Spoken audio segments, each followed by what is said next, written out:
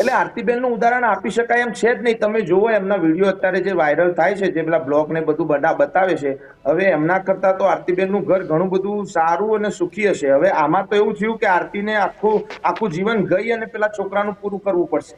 તો સ્ત્રી કરી જ શકે ને, આપણે સ્ત્રી સમોવડની વાત તો કરી છે સાગરભાઈ, તો સ્ત્રી પણ કરી જ શકે ને.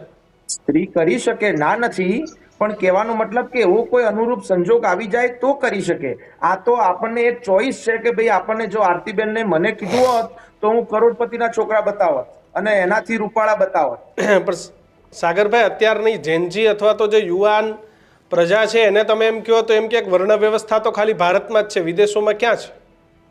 ત્યાં ક્યાં કોઈ સમાજને વરીને ચાલે છે? એ વાત તમારી સાચી, પણ આપણે ભારતના છીએ, આપણે ગુજરાતના છીએ, આપણે ભગવાન કૃષ્ણને નમીએ છીએ, આપણે રામને નમીએ છીએ. એટલે આપણા વડીલો જે કહીને ગયા છે એ સંસ્કૃતિને આગળ આપણે લઈ જવાની છે. એટલે એ વર્ણ વ્યવસ્થા સાથે ચાલવું જ પડશે. પછી આપણે એવું વિચારીએ કે ભાઈ આમાં આમ કેમ છે, પેલું કેમ છે, તો પછી એ વિદેશોની વાત છે. અમે પણ વિદેશોમાં ગાવા જઈએ જ છીએ, પણ ત્યાં પણ ત્યાં તો હું એવું માનું છું કે અહીંયાના કરતા ત્યાંના સંસ્કારો સારા છે. ત્યાંના દીકરા દીકરીઓ સમાજમાં જ લગ્ન કરે છે. કોક ભાગ્ય એવા હશે 2-3% કે જે બહારથી એ બધું